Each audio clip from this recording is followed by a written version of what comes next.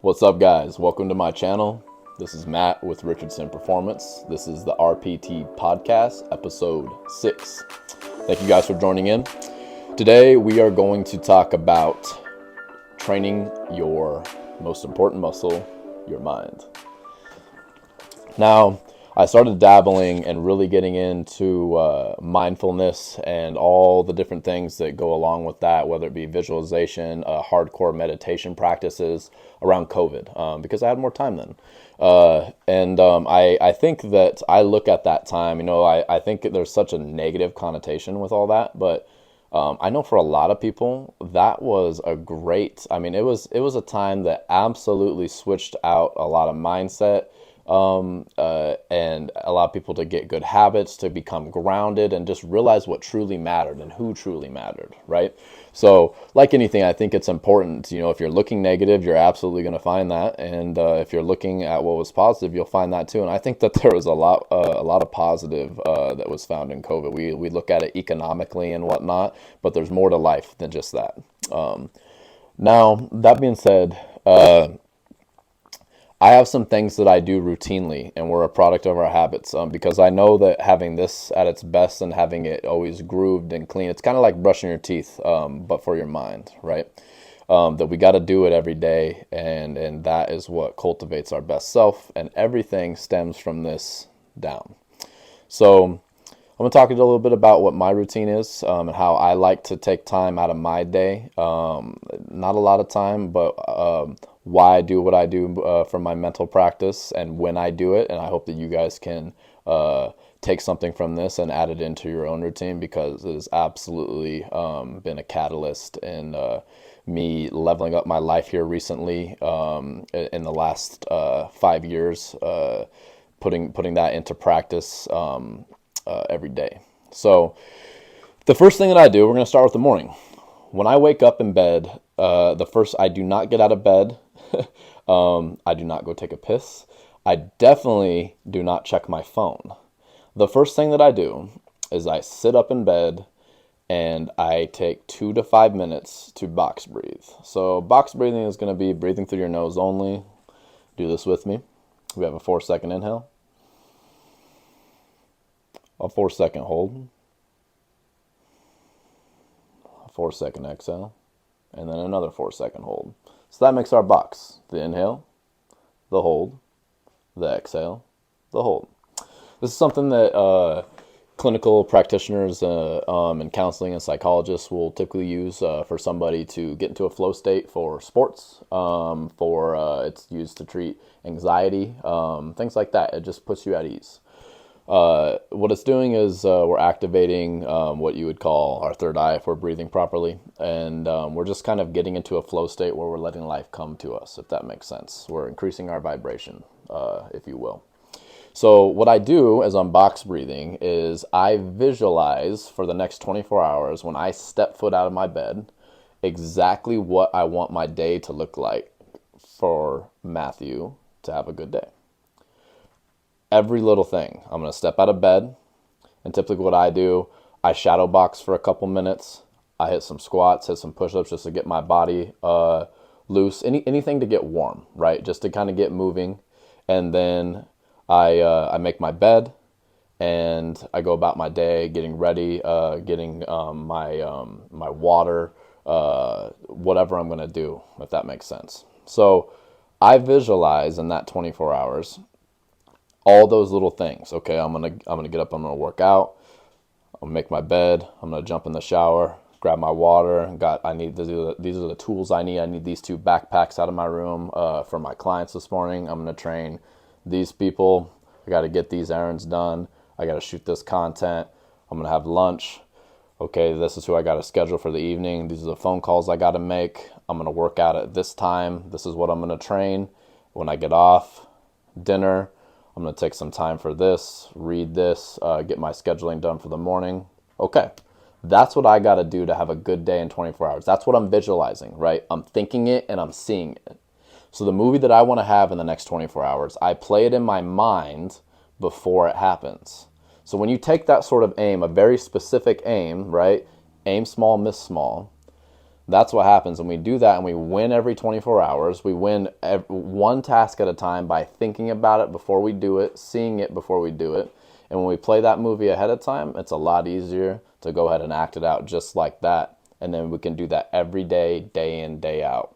And that progressively builds a brick mansion, right? Once I do my quick 2 to 5 minutes of box breathing and visualize my day, I go about my day and I do it.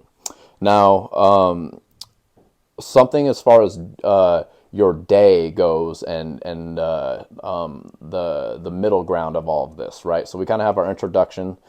The middle ground, what we want to make sure we're doing, I highly suggest that you take inventory of yourself. And what I mean by that is you should log your training, right? We got to know where we're at to make progress. So we need to log everything that we're doing, right?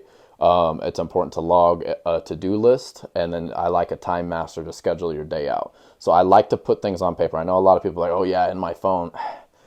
I'm a pen and paper guy. That's just me.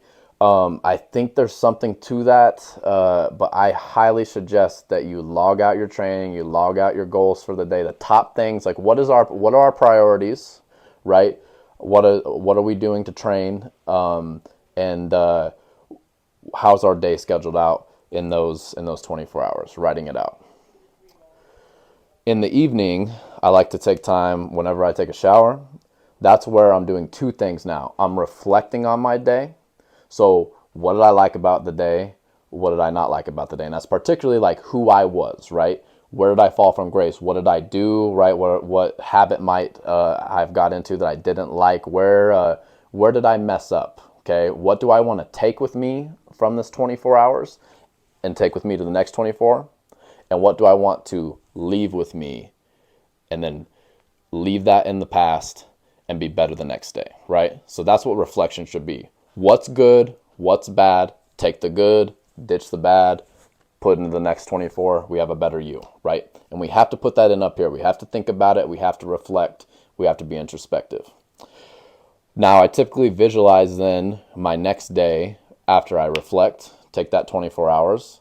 And then when I go to sleep at night, if you do 20 minutes of deep breathing before you go to bed, your REM sleep is through the roof, right? There's a lot of guided meditations and whatnot you can listen to. I personally just like to do it because I know it enhances my recovery so much and I sleep so well. And I've noticed when I do that, even if I'm not getting enough sleep, my quality is so high that it really makes up for it. Recap.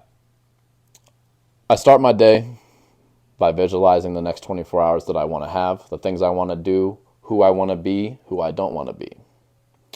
Then I'm going to make sure that I log my training, I log my sleep, I have my to-do list of the goals that I'm prioritizing, and I have my schedule all scheduled out for that 12 hours or so that I'm going to be active and working and booking things.